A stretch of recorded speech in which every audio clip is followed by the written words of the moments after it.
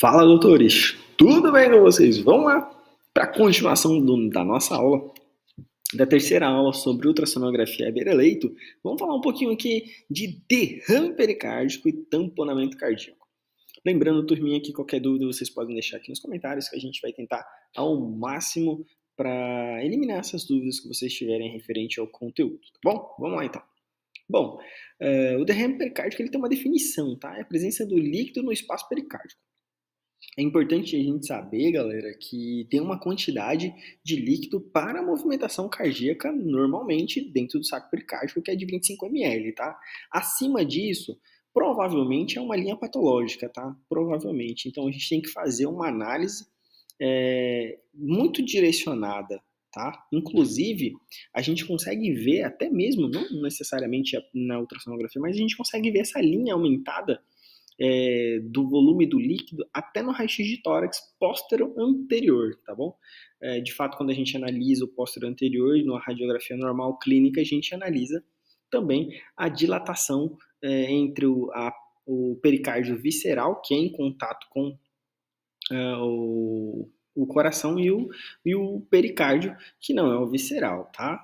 Então, na ecocardiografia, o derrame pleural ele é visto com uma coleção de fluido aneuploica preta, tá? Então, é entre o pericárdio visceral e o parietal, tá? Então, a gente vai saber de fato ali o que a gente está vendo dentro daquele caminho ali.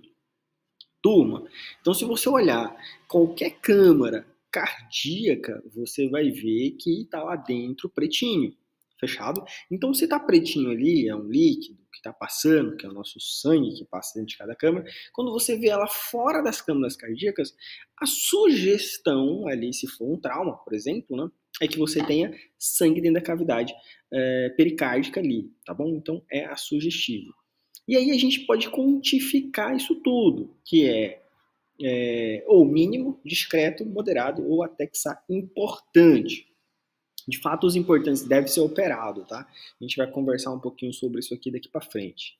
Turma, então, o derrame pericárdico mínimo corresponde a uma fina camada. O que vai diferenciar o mínimo do discreto, tá? É o movimento de sístole e diástole e a quantidade também do fluido.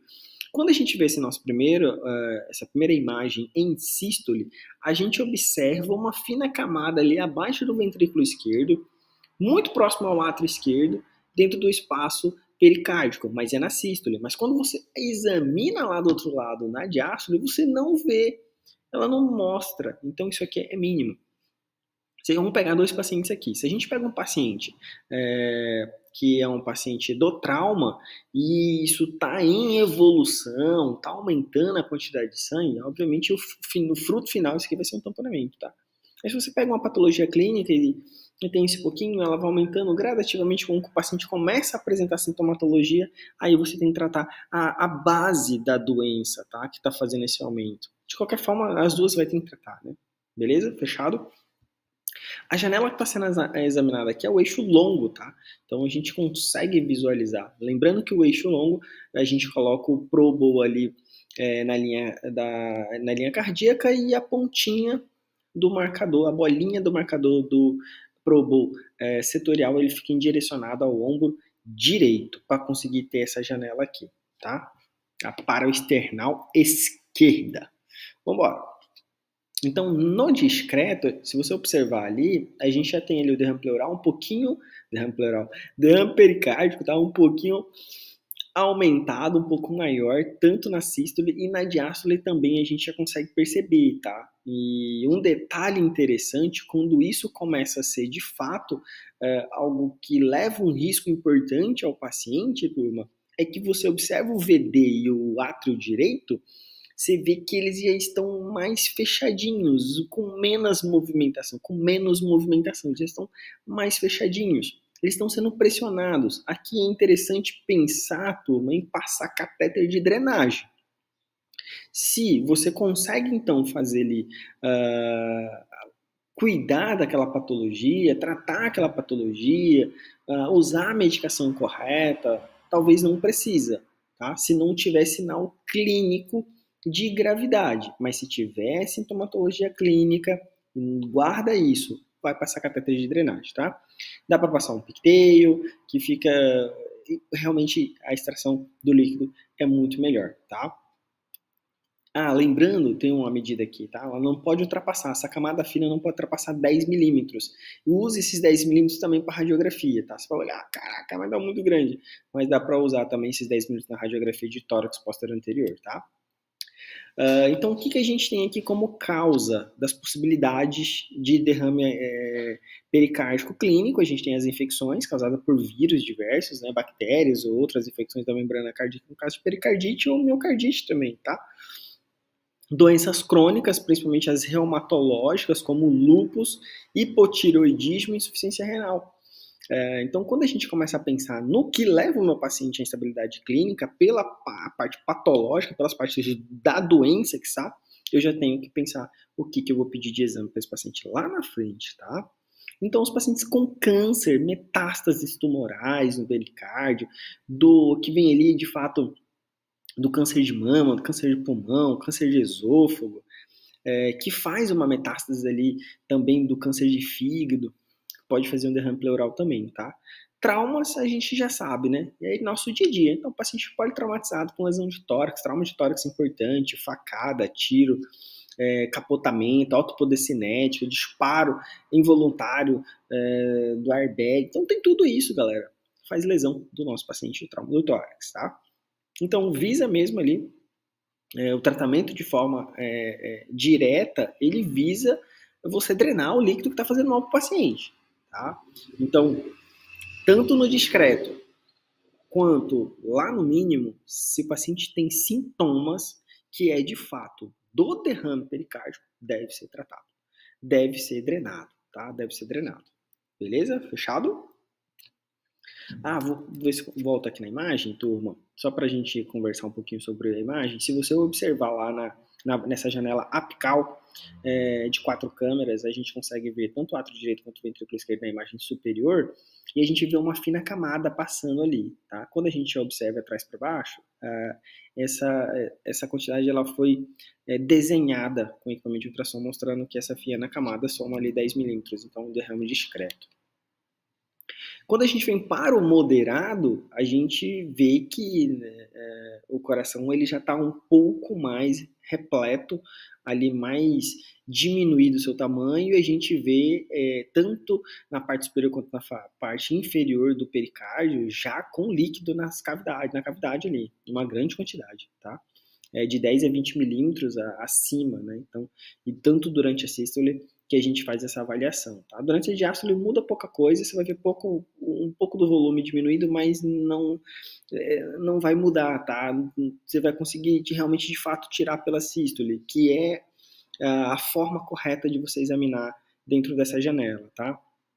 Então, quando a gente vai ali para o paraesternal longo, o eixo longo, a gente consegue ver um grande bolsão gravitacional ali. Então, é um ponto interessante a gente saber que tem muito líquido, está acima da quantidade, e isso vai levar. Você vê lá que o VD está diminuindo de tamanho. Olha o tamanho do VE aqui aumentado de tamanho, né? Então, você tem essa condição do teu paciente.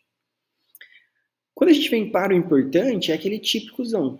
O problema, galera, não é você errar no esse aqui que a gente conhece do dia a dia, que é o que mata, que é o que deixa o paciente com cianose central, ou com taquicárdico, turgência jugular, hipotensão, abafamento de bulha. Esse aqui é o do dia a dia, galera. Esse aqui é o do dia a dia, tá? Então esse aqui, não, o problema não é você errar nesse aqui. O problema é você errar naqueles outros, tá? E não conseguir enxergar nos outros. Esse é o problema. Porque esse aqui é fácil, você bateu o olho, viu tudo preto em volta do pericárdio, você já sabe que tem um derrame ali, que provavelmente vai ter um tamponamento. Então eu já sei que eu tenho que atuar diretamente de uma maneira muito mais incisiva do que nos outros, tá? Então isso aqui é perigoso, leva o paciente à morte. Se você não ter a consciência de que isso aqui é extremamente grave, a gente tem um problema daqui para frente, tá? Então você precisa rever aí a clínica de fato, os teus estudos clínicos de fato, tá?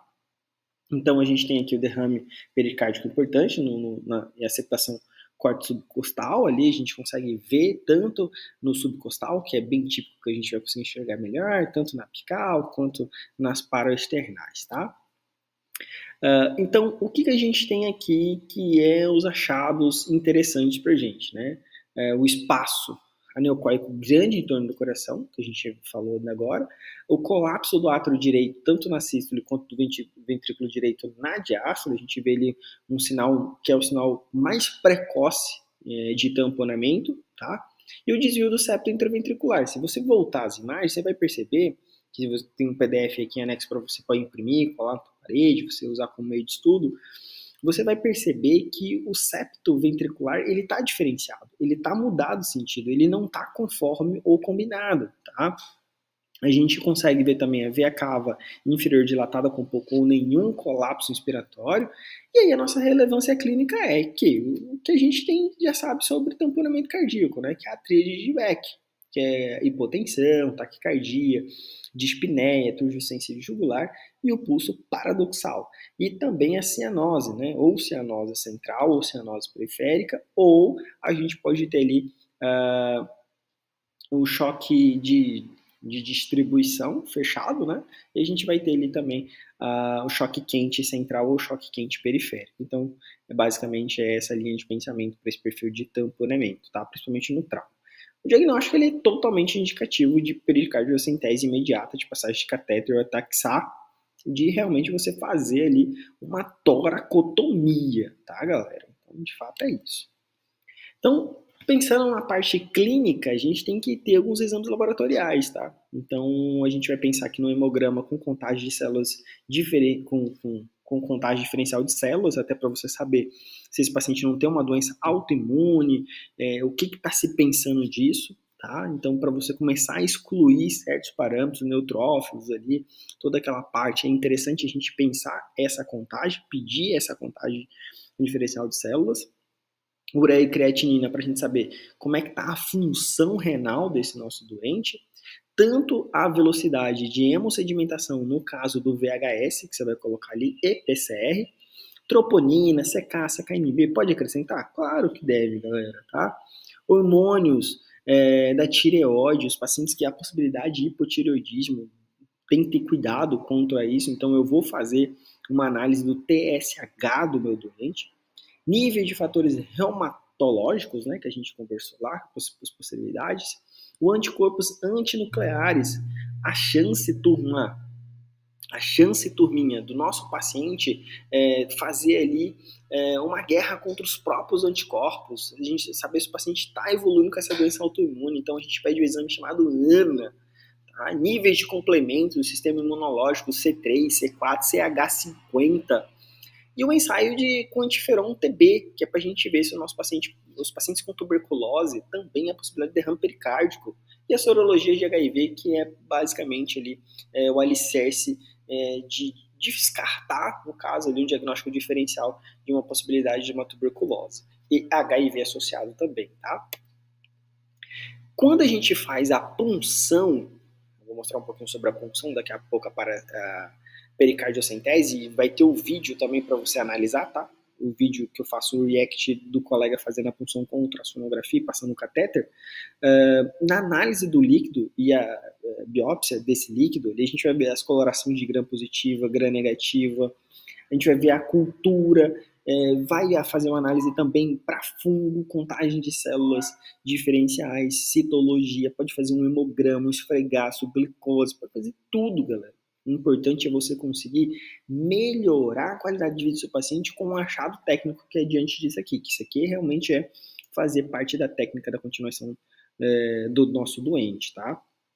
Então, a gente vai ver ali também o PCR viral e tal, e vai embora para o que a gente precisa coletar da amostra do próprio líquido, tá? Então, a gente faz ali, se for necessário, a pericardiocentese diagnóstica e a pericardiocentese de alívio cardíaco, tá?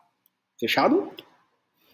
Bom, turma, então o tratamento aqui, de fato, o paciente precisa de oxigênio, o paciente precisa estar com eletrocardiograma, a gente precisa aumentar o débito cardíaco para o coração que está pressionado, a gente pode usar ali dobutamina, noradrenalina para aumentar um pouco mais a pressão e aumentar ali a pós-carga desse nosso paciente, tá?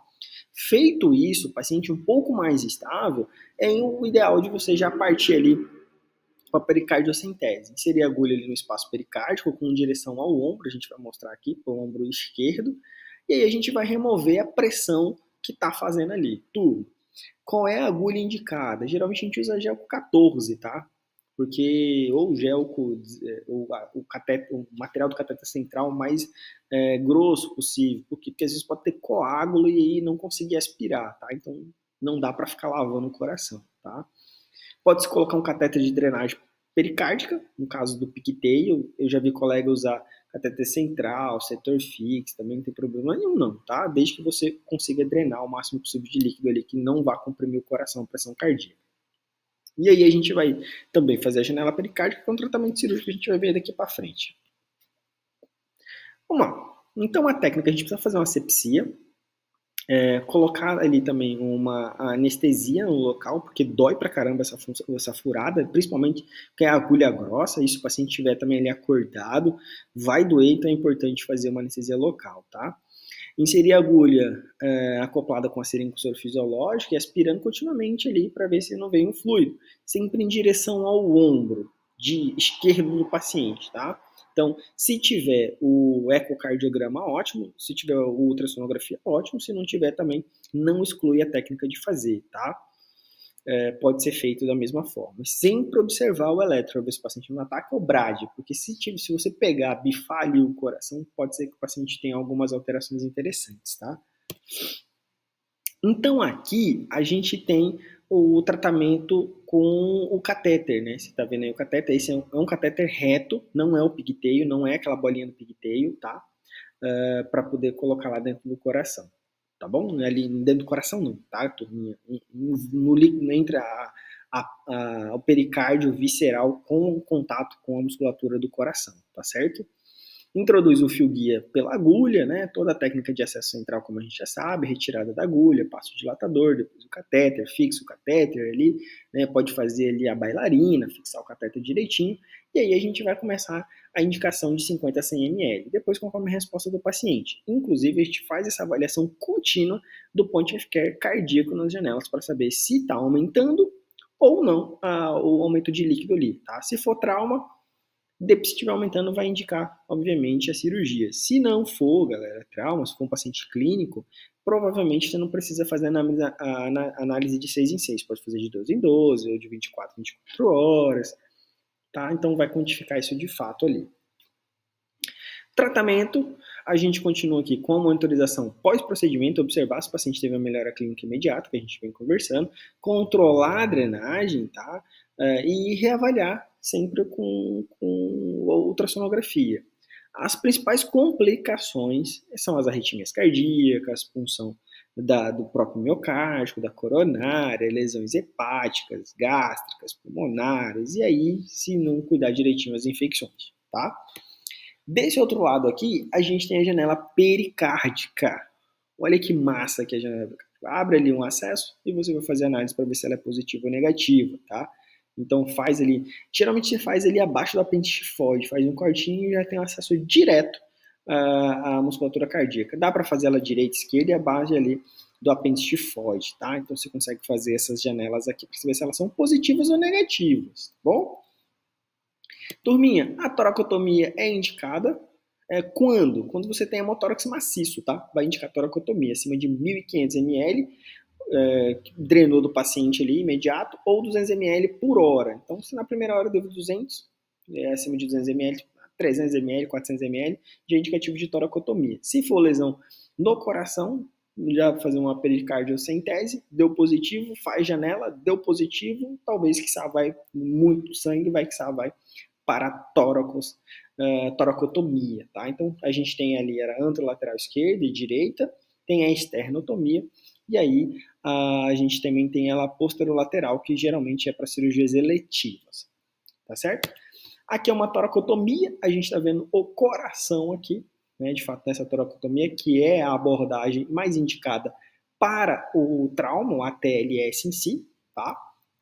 Faz essa abertura lateral. Então, um detalhe aqui que eu sempre falo, que esse pulmão está muito cheio, a PIP está alta, pede pro anestesista diminuir ou pro enfermeiro que está ali na sala de emergência ou fisioterapeuta diminuir essa PIP aqui pro residente para você operar mais fácil o coração. Aqui está fazendo uma desfibrilação capaz de choque, né, que é a carga um pouquinho diferente. Essa aqui eu acho o máximo, que é na sala de emergência, tá? Essa aqui é na sala de emergência, é feita essa drenagem aqui. Então abre ali de imediato, não dá tempo de colocar capote, às vezes não dá pra fazer muita coisa, abre ali e já faz o acesso direto na cavidade, tá? Da toracotomia. Aqui o colega está fazendo provavelmente uma reanimação com a mão ou tirando coágulo, tá? Então, quando você faz ali a retirada, esse paciente provavelmente do trauma está com escoriações ali lateral, né? Então, de fato, essa aqui que é a nossa toracotomia. Turminha, muito obrigado pela aula. Qualquer dúvida, estamos à disposição. Espero você na próxima aula. Um grande abraço. Tchau, tchau.